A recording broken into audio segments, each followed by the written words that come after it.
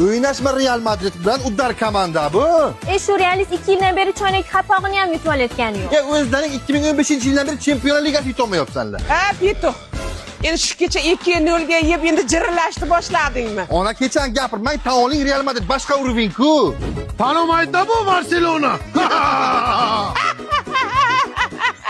Biza Chempionlar Ligasini ketma-ket 3 marta yutgan biza. Messi 4 yil ketma-ket oltin to'pni oldimi?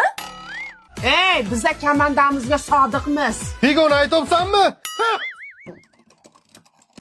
Zidane, Raul, Ronaldo istarizganmi Galacticos? Shu Galaktikangni Ronaldinoni bitta o'zi yorgan-ku. Ronaldo, Benzema, Bel davrichi. O'sha paytda Messini bitta o'zi rellaringni sarishtirib tashadi-ku. Taqa-taqib joyini tashadi-ku, aylanib ketdi. Asab qilma. 1950-yilda 7-2 ga yutganimiz eslangda yo'qmi? Onajon, 1943-yil 13-iyul 11-1 Bernabeu. Ona gapirma.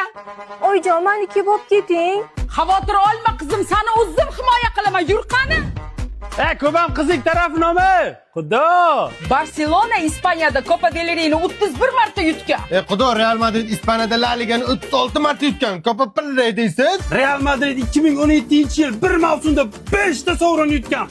2009-yil bir sezonda 6 ta sovrin yutganmiz. Bildingizmi?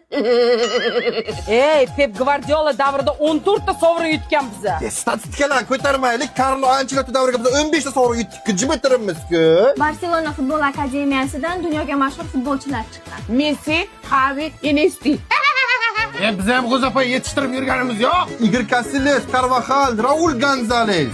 Yazar baribir. Zo'r. Bo'ldi.